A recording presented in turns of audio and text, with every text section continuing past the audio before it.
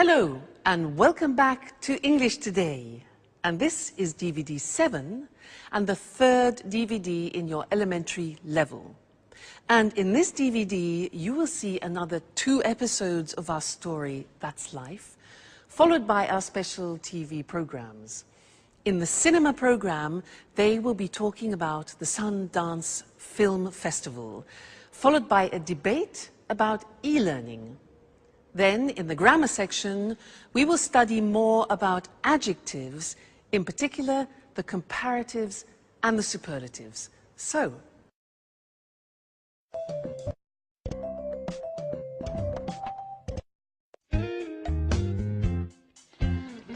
well, guys, why don't we go to the cinema tonight?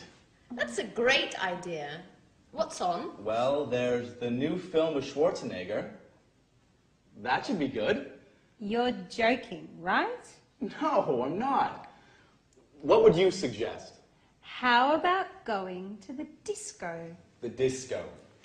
Are you crazy, Alice? That's not even music. That's simply noise. Come on, Peter. It's Saturday night. We have to do something special. Something exciting. And going dancing is surely more exciting than going to the cinema. I agree with Alice. Let's go dancing. What about a third choice? I guess Anne is right. Why don't we try to find a good compromise? Come on, guys. How boring and old-fashioned you are. And you are more frivolous than I am, Alice. Come on, guys. Don't argue now, please. Let's vote on it. Well, Alice and I want to go dancing. Peter and Anne don't. How about you, Sharon? I don't know. Well, the disco is probably more entertaining than the cinema. Great. Okay, guys. 3 against 2. Let's go dancing.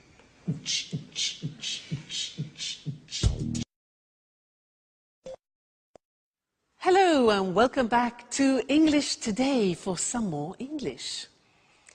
Now, what would you prefer? Discotheque or cinema? Dancing or a film? Well, we're going to look at comparatives now. I have to buy a camera and I need to choose one. I have to make a choice, so I have to compare 2 different types. Here I have 2 types, look. This one here and this one here. Now they're quite different. Listen to the language I use when I compare them, okay? Now, this camera is smaller than this one. This is really quite big. It's bigger than this.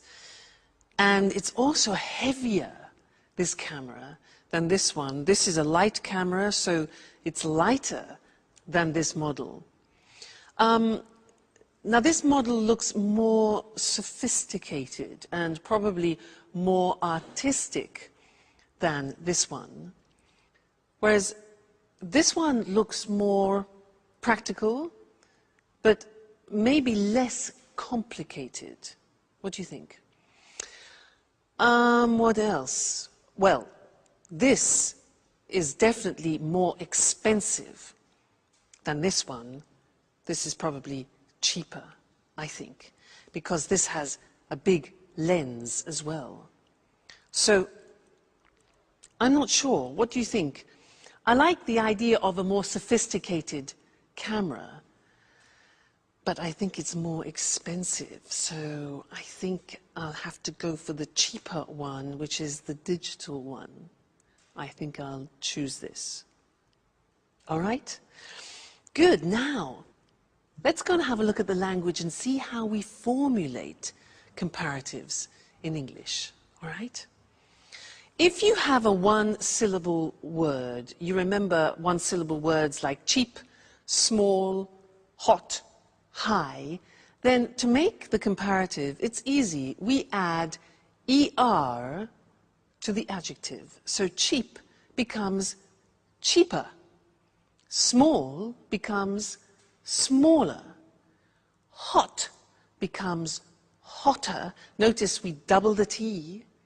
High becomes higher. So some examples are the new model is lighter than the old model, or London is safer than New York. Today is hotter than yesterday. All right, so those are adjectives with one syllable. But what happens if you have adjectives with 3 syllables or more? Look at the examples. Interesting is an adjective with 3 syllables. Interesting, no, 4 syllables. So it becomes more interesting. You see what happens? We put more in front of the adjective. So more interesting. Difficult. How many syllables? Difficult, difficult. Okay, so it becomes more difficult. Therefore, the example we have next is the new model is more practical. Or London is more expensive than Madrid, for example. This test is more difficult than the last test. So you see, how we formulate the comparative depends on the adjective that we use. If it's a 1-syllable adjective, we add er, cheap, cheaper. If it's 3 syllables or more, we add more in front of the adjective, like more difficult. Okay? Now, we are going to go back to that slide where the girls are getting ready to go dancing. They use a lot of comparatives in the conversation. Listen carefully and try and recognize them. Okay? Great. See you next time.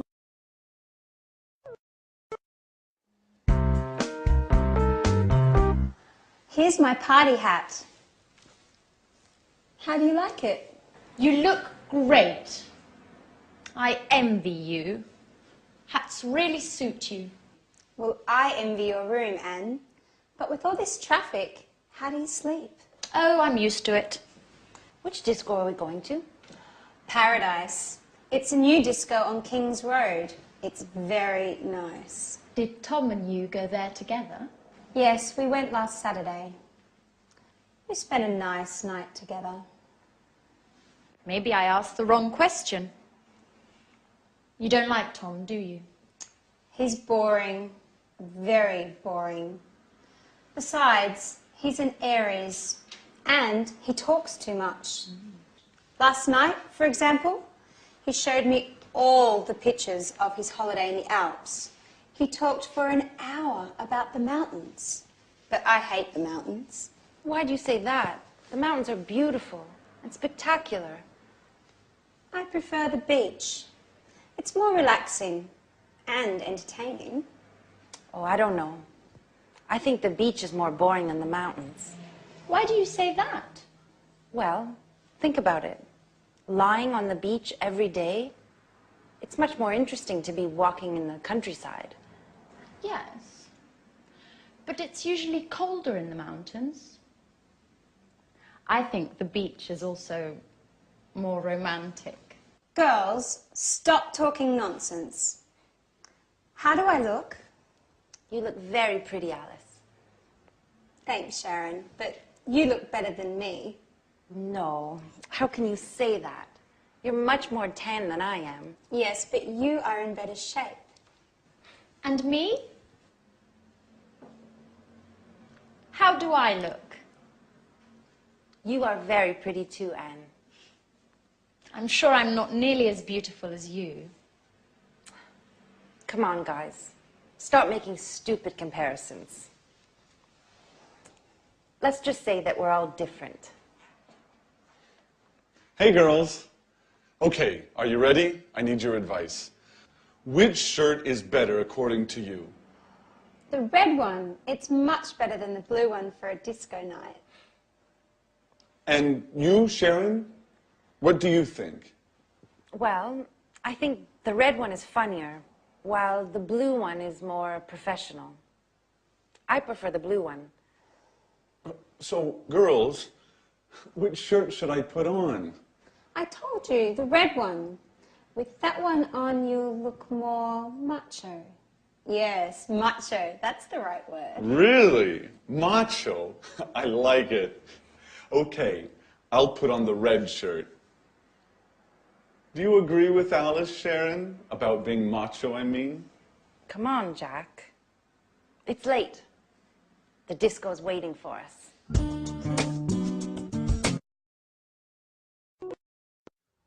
Hello again, and welcome back. I want to continue talking about comparatives in this lesson because last time we talked about how we compare with adjectives with one syllable and 3 syllables and more. Remember, we said hotter than, but more difficult than. So what happens if we have adjectives with only 2 syllables? For example, like heavy or easy. Well, we say heavier and easier, but the spelling changes. And that's what I want to show you on the screen now, because the Y at the end of easy and heavy disappears. Look. Happy is an example with an adjective with 2 syllables ending in Y. Happy becomes happier. Take out the Y, put in I-E-R, okay? Then funny, funnier, and easy, as we said before, easier. Heavy again, another example, heavier. Okay, so be careful. Remember that the Y becomes an I. Some examples. I'm happier than you. His joke was funnier than mine. English is easier than Russian.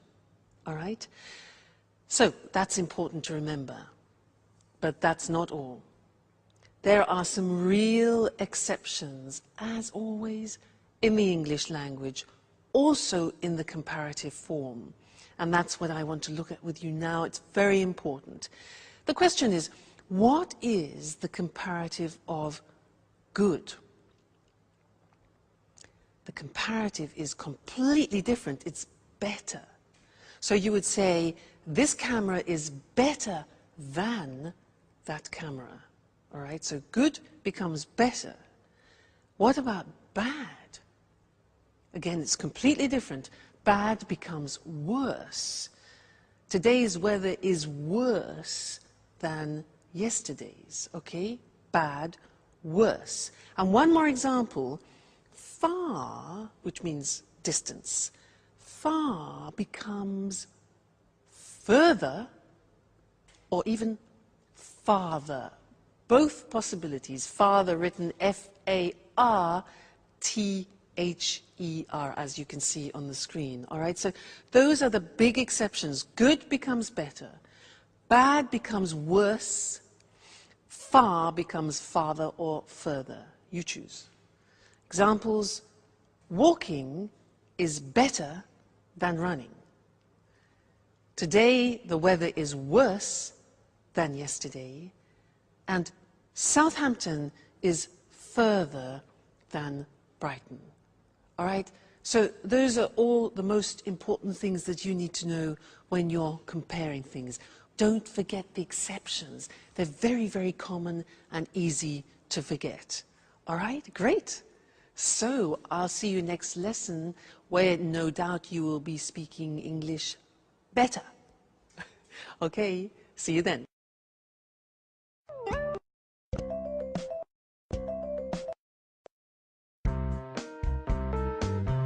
So, Tom, which do you think is the best? I think Prague is the most interesting. Are you sure? I think Vienna is more exciting than Prague. Yes, but it's certainly the most expensive tour. It doesn't matter.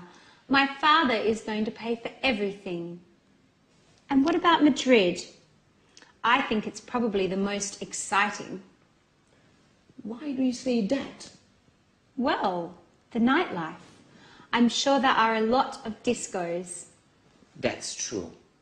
But it is certainly the hottest city. You're a good friend, Tom, but you are so boring. I don't really care about the weather. I just want to enjoy myself. This trip is my father's birthday present to me. I want to go to Europe's most interesting city, but also the most special and the most entertaining one. I see. Well, I think all three are interesting cities. Hi guys. What are you doing? My father is going to give me a trip for my birthday, so I'm choosing where I would like to go. Oh really? That's great. Are you going alone? No, my father promised to come with me. Oh. Well, do you already have an idea of where you want to go? Not yet. I can't make up my mind between Vienna, Prague and Madrid. Tom was making some precious suggestions. But she isn't taking my advice, as usual. Well, I think Prague is probably the oldest city, but Vienna is the most interesting one. There are a lot of important meetings in Vienna. Oh, and lots of museums too. Well, Madrid also has a lot of museums. Do you agree with that? Yes, that's true. But Madrid is certainly the hottest city. Oh my God, Anne. You are like Tom. You both talk nonsense. I think you two should go out together. I think you would get on well. Alice, what are you talking about? You're joking, right? Well, not really. I think Tom is perfect for you, Anne. Come on, Alice. Stop being foolish. You're embarrassing us. Really? There's no need to be ashamed. Listen, I'm going to leave you two alone now, so you can get to know each other better. Bye.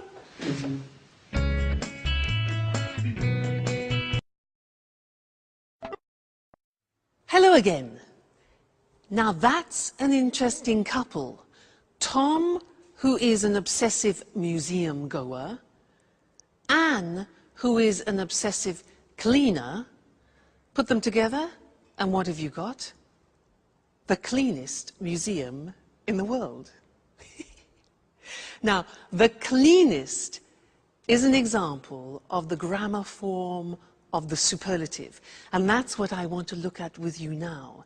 I want to give you some examples, so listen carefully to what I say, all right? Good. So, good morning, ladies and gentlemen. Are you having problems opening your bottles? Well, I have the solution for you. Here it is. A revolutionary bottle opener. This is a bottle opener. Have you been using these old models like this and been having problems? Well, this is the most intelligent and the most revolutionary bottle that you can find. Bottle opener, it's called, okay? So, how does it work? You take your bottle of wine. You open it up like this. You open it here. You put it on the top of the bottle, like that, over the cork. Then, in this position, you see, hold it strong. Take the lever like this, and you pull over like that. Okay? Takes a little bit of effort, but not like that one. Then, you push it back, and what happens? Bingo! Out comes the cork. Then, the same action, hold it tight, pull it over, the cork comes out, and we are ready to drink. This is, ladies and gentlemen, the most effective, the newest, the quickest, the smartest and the most revolutionary bottle opener that you will ever find. And it's the most economical. It's the cheapest. It only costs €20 for you. So, buy one today and let's pour some wine and toast to the most superlative bottle opener in the world. Cheers. That's nice. Great. That was the superlative. Let's go and see it on the screen. Nice wine. Now, when we have an adjective with one syllable, like cheap, what we do is we add the at the beginning to make it superlative, and then we add est to the adjective. Look at the examples. It's the cheapest, the newest, the quickest, the smartest bottle opener in the world. Okay, so the plus est at the end. Now, if the adjective is 2 or 3 or more syllables, it changes, as I said, and it becomes the most effective. Now, the adjective doesn't change, but in front of it we put the most effective. It's the most economical bottle opener. It's the most beautiful, it's the most revolutionary bottle opener. Okay, so again, be careful. Is it a 1-syllable adjective? Is it a 2 or 3 or 4 syllable adjective? Because it changes. Great. Now, let's go back to life. That's life, where Jack and Peter are talking about football. They're talking about the best football team in the world. Okay? And I'll see you later.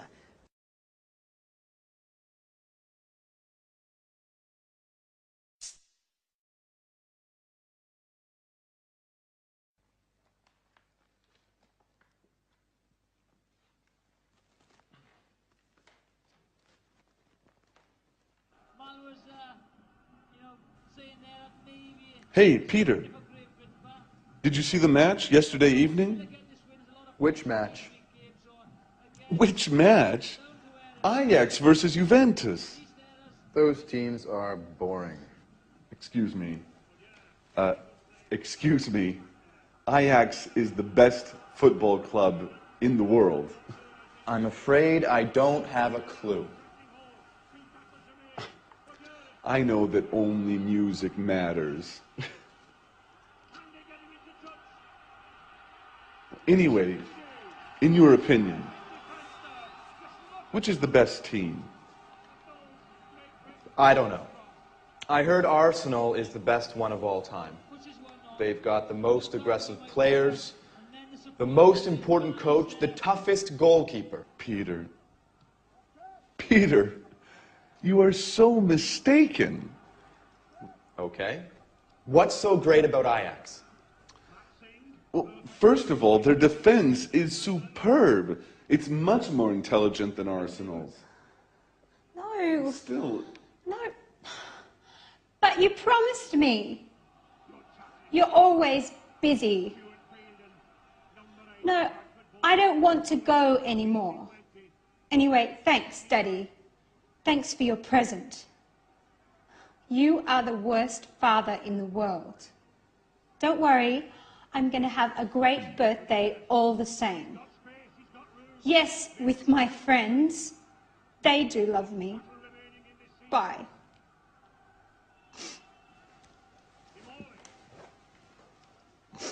Is everything okay, Alice? No, nothing is okay. My father keeps on being the same. Oh, come on, Alice. Don't cry, please. Tell us what happened. Well, you know, I told you my father decided to give me a trip for my birthday. Well, he promised to come with me. And just now, he told me that he can't anymore because he has some important work to do, as usual. Oh, don't be angry with him. Even if he has something important to do, you can leave for your trip anyways. No, I don't want to go anymore. Well, don't worry, Alice. We are going to give a big party for you. Isn't that true, guys? Absolutely. Yes, of course. You are the most brilliant, the smartest, and the funniest roommate we've ever had. Even if sometimes you are a bit lazy. You need a special party. Thanks a lot. You are the best friends in the world.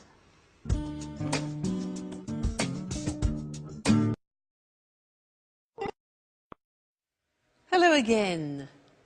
Now, you know, Mr. Monkey reminds me of Jack. He's obsessed with football, but he's very sweet. Did you hear what he said to Alice? He said, "You're the most brilliant roommate we've ever had." That's really sweet. And did you hear them talking about football? Well, I don't know what you thought. They said, this was Jack, he said, "Ajax is the best football team in the world." Debatable. Alice said her father was the worst father. And Jack then said, "You are the funniest roommate that I have ever had." And so these are all examples of exceptions in the superlative form. I want to go to the screen now and look at those because they're not that easy. So, look at the first example. With adjectives ending in Y, we remove the Y as we've learnt before, and we add IEST. So, funny becomes the funniest. Easy becomes the easiest. So the examples are, "You're the funniest roommate I have ever had," for example. Or Naples is the noisiest city in Italy. Or it's the happiest day. All right, so those are two-syllable adjectives ending in Y. Now look at the exceptions. Remember, we have already learned that good, bad, and far are exceptions in the comparative. Well, look at the superlative. Good in the superlative becomes the best. So it's good, better, the best. Bad in the comparative is worse, remember? The superlative is the worst. Notice the T. Bad, worse, the worst. Don't forget to pronounce the T. And then far, the comparative we said was farther or further, and the superlative form is the farthest or the furthest. Okay? So, those are the three most important exceptions. You need to learn those by heart because words like good and bad we use every day. So try and memorize them, all right? And I'll see you in the next lesson. Bye.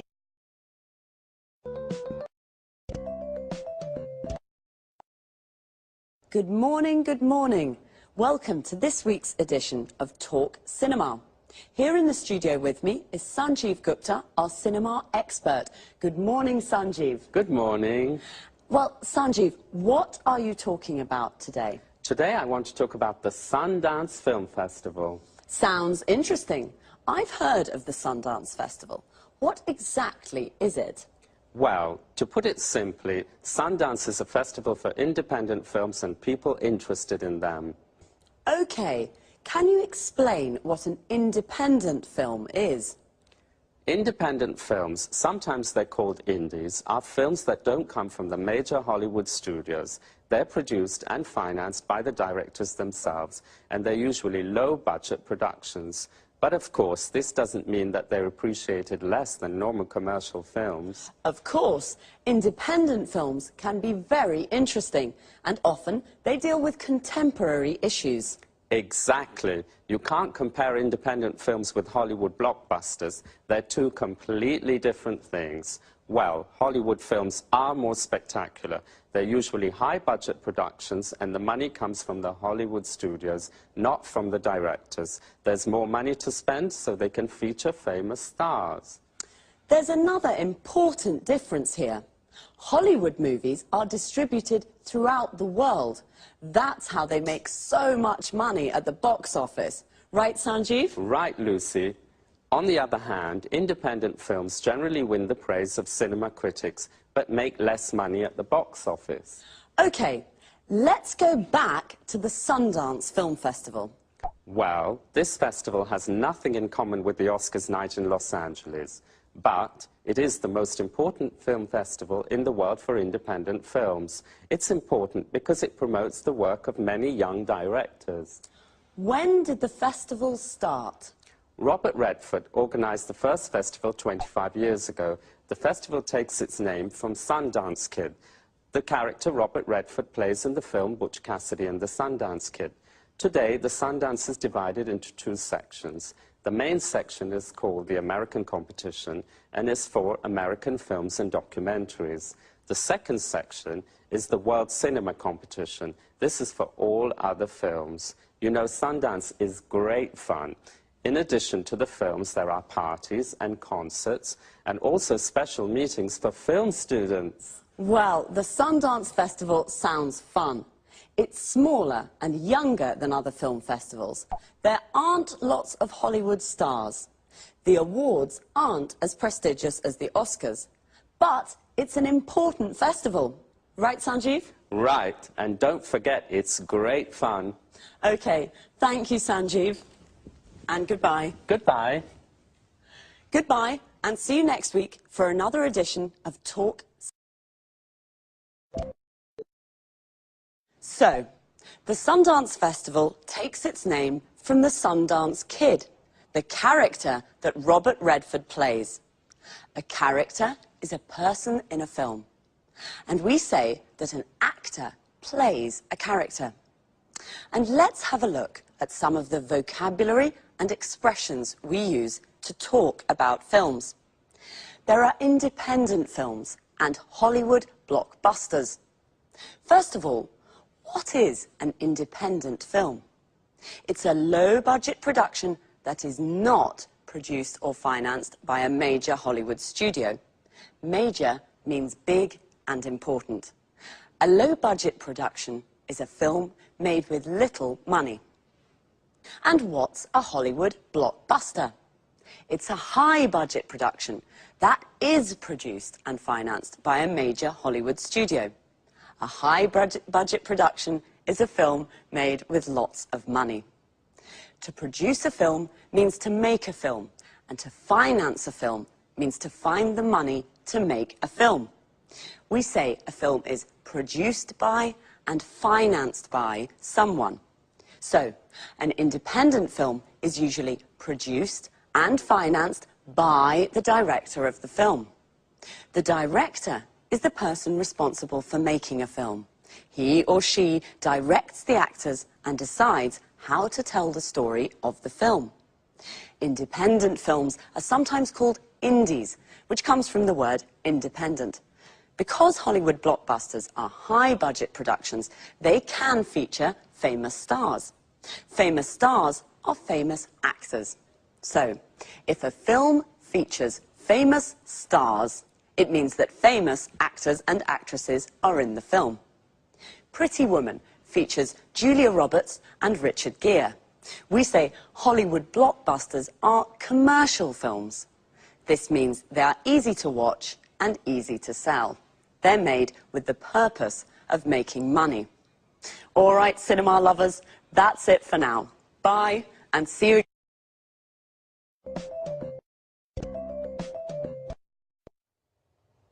Hello, welcome to this week's edition of Let's Talk, the Saturday evening debate with our commentators Tom and Marie. Good evening. Tonight I'd like to hear your thoughts about e-learning. You know, when I was a teenager, I hated school and studying. As you can imagine, my exam results weren't very good, so I couldn't go to university. Now, I'd like to study philosophy, and I'm thinking of taking a distance learning course using my computer and the internet. Well, e-learning. The E means electronic, so e-learning is electronic learning. This is a new and convenient way of studying. Many universities around the world now offer distance learning degree courses via the internet. You can take a course from a university in England or in the States without leaving your home. That's true, but you need to have a lot of motivation to take an e-learning course. Why? Well, good time management skills are very important for successful e-learning. You mustn't waste time. You must study a little every day. It isn't always easy, especially if you work. Okay, e-learning courses can be more difficult. Traditional courses can be better. But there are many advantages to studying for a degree at a distance. What are these advantages? In fact, let's talk about the advantages and the disadvantages of e-learning. Okay, one advantage, you can study when you like and where you like. I see. So it's a flexible way of learning. Exactly. Another advantage is that e-learning gives people a second chance to take a university course without giving up your job. You can study and work at the same time. I'm sorry, Marie, I don't agree. When you work, it can be very difficult to find time to study. Besides, students can feel lonely and isolated when they study by themselves. Wait a minute. This is where the electronic part helps. There's lots of interaction with other students and course tutors. Some courses use virtual classrooms to teach small groups. You can see your tutor and other students on your computer screen. You can talk with them and use text chat or email and discussion forums too. Today, most courses include study skills information on how to study well at a distance. Okay, but some course materials can be really boring, just like reading books online. And some e-tutors are very inexperienced and don't know how to teach in this new way. And remember that dropout rates are high for e-learning courses. Yes, I agree with some of what you say, but good multimedia course materials can be very stimulating as they use audio, images, and text together to teach. Okay, I see that you both have strong opinions on this topic. This discussion is very interesting, but I'm afraid we've run out of time. So, e-learning, the new independent way of studying with advantages and disadvantages. My philosophy course? I'll have to think. So, goodbye to our commentators, Marie and Tom. Goodbye. Goodbye. And goodbye to you. And see you next time on our discussion group. Well, I'd like to take an e-learning course, but I'm not sure that I have the motivation I need. Notice how we say to take a course. For example, to take an English course means to study English. To take a distance learning course means to study from home. If I take an e-learning course, I can study at home and send my work to my course tutor via internet. The course tutor is the teacher for the course. Most people go to university. To go to university means to study full-time at a university. We can also say someone is at university. For example, I'm at university means I'm studying for a degree at a university. A degree is the qualification you get when you complete a university course. A degree course can take from 3 to 5 years, depending on the subject you study. I wanted to study philosophy at university. We say to study a subject at university. For example, my friend Sasha is studying mathematics at university. We can say she goes to university. She's at university. She's studying mathematics at university. She's taking a mathematics degree at university. We can also say she's studying for a degree in mathematics. Notice we can say either a mathematics degree or a degree in mathematics. With e-learning courses, people study for a degree at a distance. This means they study at home. They don't go to the university to study. But Tom said the dropout rates for these courses are high. The dropout rates is the number of people who don't finish the course. The verb to drop out means to not finish a course. We can say to drop out of school or to drop out of university. Okay, well, study hard, and I'll see you on Saturday for another edition of Let's Talk.